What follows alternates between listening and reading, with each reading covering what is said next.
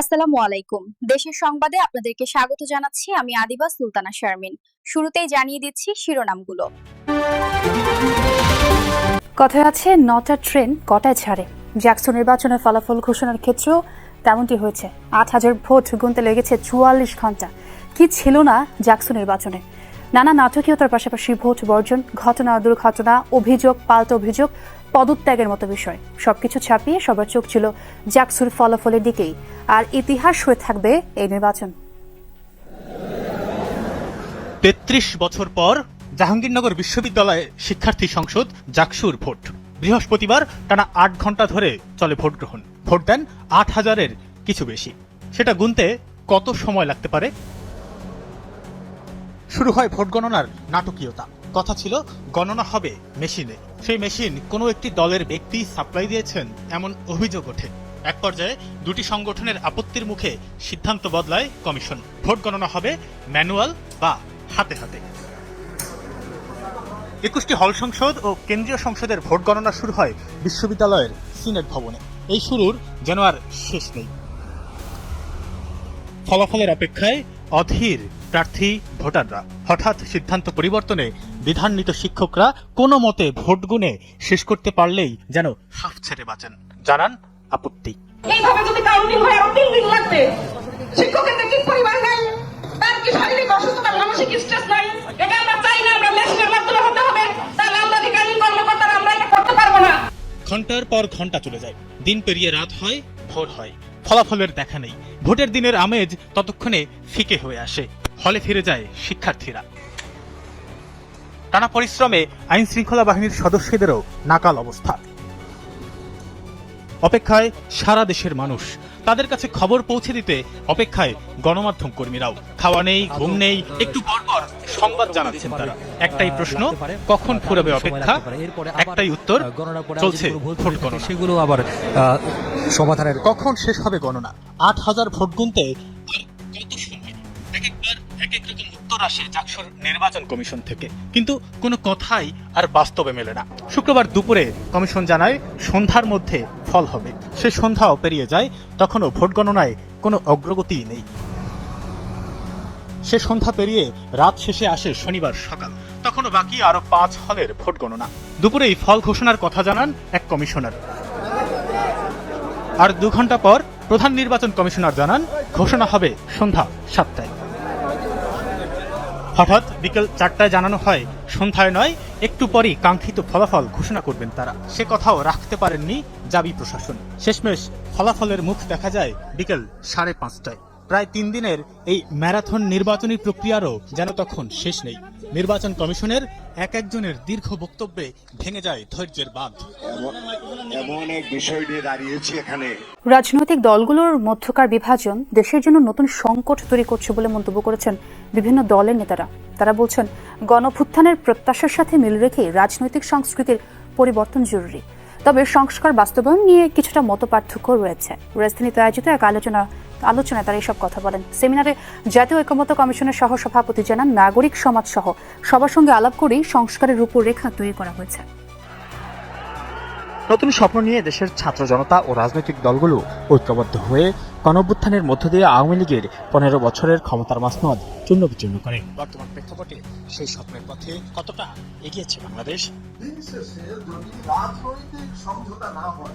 গণতান্ত্রিক বাংলাদেশের ভবিষ্যৎ, জনমানুষের ভাবনা ও প্রত্যাশা শীর্ষক গোলটেবিল আলোচনা আয়োজন করে বাংলাদেশ এন্টারপ্রাইজ ইনস্টিটিউট। গুলশানের একটি হোটেলে আয়োজিত এই অনুষ্ঠানে যোগ দেন রাজনৈতিক দলের প্রতিনিধি, নাগরিক সমাজ ও বিভিন্ন সংস্কার কমিশনের প্রতিনিধিরা। কিন্তু রিপোর্টের মধ্যে বিচার নিয়ে কিন্তু কোনো কথা হয়নি। নেতারা বলেন রাজনৈতিক দলগুলোর বিভাজন দেশে নতুন করে সংকট তৈরি করছে।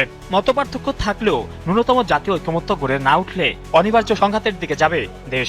তাদের কারো মতে অধ্যাদেশ জারি করে সংবিধান সংস্কার আত্মঘাতী হয়ে উঠতে পারে।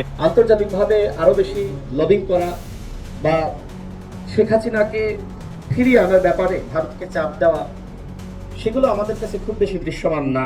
২৪-এর গণঅভ্যুত্থানে কিন্তু জনগণ আমাদের যে গতানুগতিক রাজনীতি আছে সেটা প্রত্যাখ্যান করেছে, এবং সেটা যে এখনো তারা খুব ভরসার জায়গা দেখতে পাচ্ছে তেমন। আমাদের মধ্যে যে বিদ্যমান শক্তি ভারসাম্য আছে, সেই শক্তি ভারসাম্যের মধ্যে ন্যূনতম ঐক্য তৈরি করে কনসেনসাসের পদ্ধতিতে আমরা যদি না এগোই, একক চিন্তা প্রতিষ্ঠা করতে যাই, তাহলে আমরা অনিবার্য সংঘাতের দিকে যাব।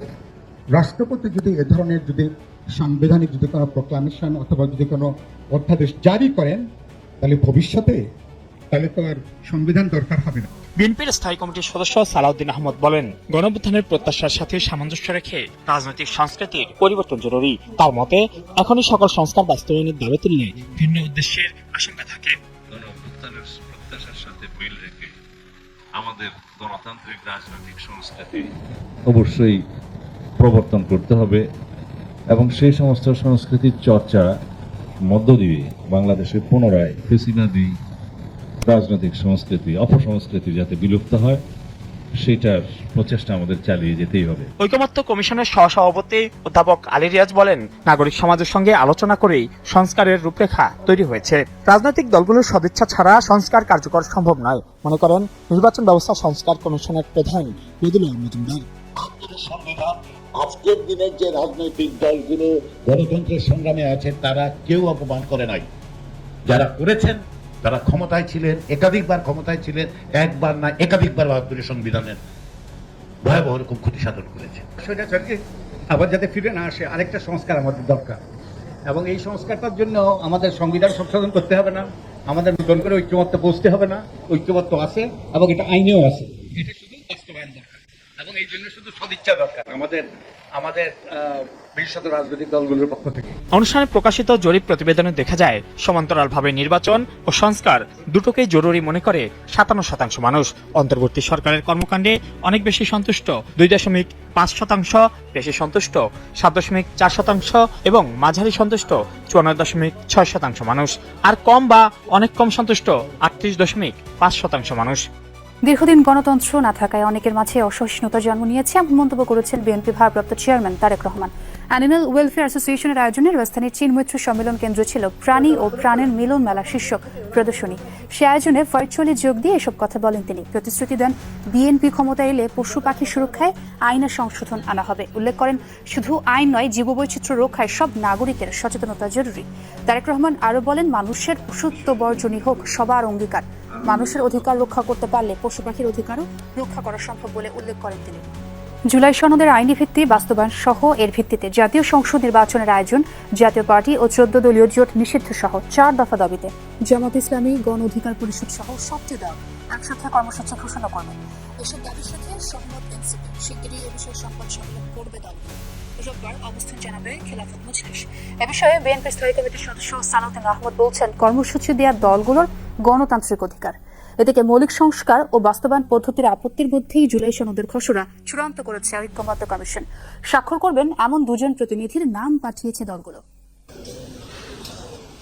তত্ত্বাবধায়ক সরকার গঠন, রাষ্ট্রপতি নির্বাচন ও ক্ষমতা, প্রধানমন্ত্রীর দলীয় প্রধান না হওয়া, সাংবিধানিক প্রতিষ্ঠানগুলোর গঠন সহ ঐকমত্য কমিশনের বেশ কয়েকটি সুপারিশে 27টি নোটস অব ডিসেন্ট দিয়েছে রাজনৈতিক দলগুলো। জুলাই সনদ বাস্তবায়নের প্রক্রিয়া নিয়ে দলগুলোর মতভেদ প্রকট। এসব কিছুর মধ্যেই স্বাক্ষরের জন্য কমিশনের কাছে 2 জন প্রতিনিধির নাম পাঠিয়েছে রাজনৈতিক দলগুলো।